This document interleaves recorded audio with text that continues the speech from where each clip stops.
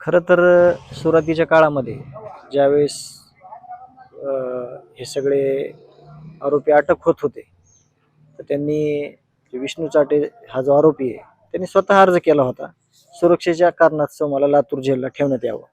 आणि तो अर्ज आरोपीचे जे वकील आहेत ते वकील असं सांगत होते की तो अर्जच आमच्याकडे नाही किंवा आम्ही दिलेला नाही. परंतु जे या केसमधील संतोषांना देशमुख यांच्यासाठी जे सरकारी वकील आहेत ॲडव्होकेट कोल्हे साहेब, त्यांनी कालच्या सुनावणीला तो अर्ज दाखवला की विष्णू चाटेनं अशा प्रकारचा अर्ज दिलेला आहे आणि कोर्टानं सांगितलं देखील की तुमचा अर्ज अशा प्रकारे आलेला आहे. आणि सुरुवातीपासून आम्ही म्हणतोय की जे झेल प्रशासनामध्ये काल जी गोष्ट घडली, जी कालची गोष्ट घडली ती आम्ही 2-3 महिन्यापासून सांगतो की ज्या झेलमध्ये काय चालतंय प्रकार. तुम्ही अचानकपणे येऊन जर एका दिवसात 2 अधिकाऱ्यांना तुम्ही निलंबित करू शकतात, तर मागच्या 3 महिन्यात झालेल्या ज्या घटना आहेत त्या काय झालेल्या असाव्या आणि त्याला जिम्मेदार कोण, आणि ज्या काही तिथं फॅसिलिटी दिल्या गेल्या, ज्या काही तिथं सुविधा दिल्या गेल्या, तर त्या अशाच प्रकारच्या होत्या. जसं निलंबन काल केलंय तशाच पद्धतीच्या होत्या. म्हणून जे काही मागणं आहे, जेव्हा की आमचा अर्ज आहे, त्याच्या गांभीर्यानं आता तरी विचार व्हायला पाहिजे.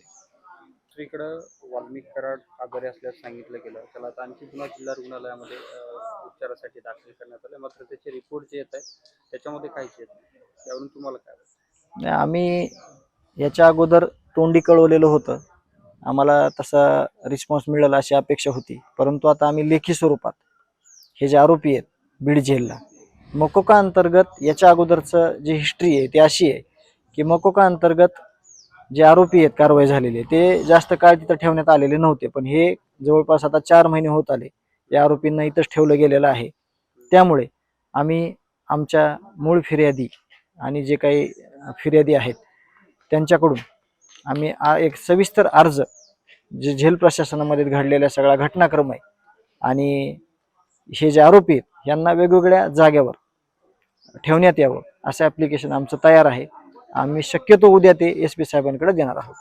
बेड आणि इतर काही सुविधा, जेवणाची व्यवस्था केली जात असल्याचा आरोप होत होते, त्यामध्ये काय नेमकं ते ग्रह आम्ही सगळं डिटेलमध्ये दिलेलं आहे.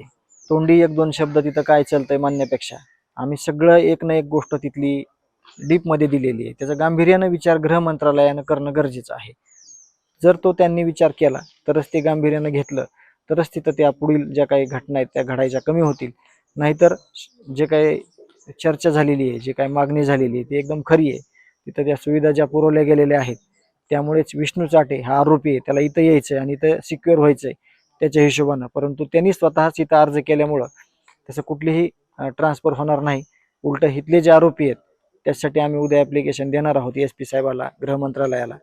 ते त्याची गांभीर्यानं दखल घेतील अशी आम्हाला अपेक्षा आहे. दुसरीकडे वाल्मिक कराडने डिस्चार्ज अर्ज केलेला होता, त्यावर आता CIDनं म्हणणं दिलेलं आहे. मात्र आता पुन्हा विष्णू चाटेने सुद्धा डिस्चार्ज अर्ज केल्याची माहिती. नाही, आता ते सरकारी वकील साहेब जे आहेत दोन्हीही सहाय्यक वकील जे आहेत आमचे ॲडव्होकेट कोल्हे साहेब आणि निकम साहेब, या दोघं त्या पुढचं जे काही सुनावणी आहे त्या दरम्यान ह्या सगळ्या गोष्टीला फेस करतील. मात्र हे अशा प्रकारचे सगळे आरोपी जर अर्ज करत राहिले तर अद्यापर्यंत चार्ज फ्रेम झालेला नाही आणि या सगळ्या प्रक्रियेमुळं या सगळ्या गोष्टीला वेळ लागतो. न्यायासाठी सुद्धा यामुळेच वेळ पुढे जास्त लागू शकतो. नाही, येणाऱ्या सुनावणीला ह्या सगळ्या गोष्टी क्लिअर होतील. कारण का काही गोष्टी अशा आहेत 2% 5% त्या वकील साहेबांनी आमच्यात सगळ्या होतात, तर त्या गोष्टी त्या समोर आल्यावरच कळणार आहेत. त्याच्यामुळं ह्या 7 तारखेला सगळ्या गोष्टी ह्या क्लिअर होतील आणि चार्ज फ्रेम होईल अशी आम्हाला खात्री आहे. देश विदेशातील प्रत्येक घडामोडींचे लाईव्ह अपडेट मिळवण्यासाठी आता साम टीव्हीच्या सर्व सोशल मीडिया प्लॅटफॉर्मला लाईक, फॉलो आणि सबस्क्राईब करा. तसंच सर्व नोटिफिकेशनसाठी बेल आयकॉन प्रेस करायला विसरू नका.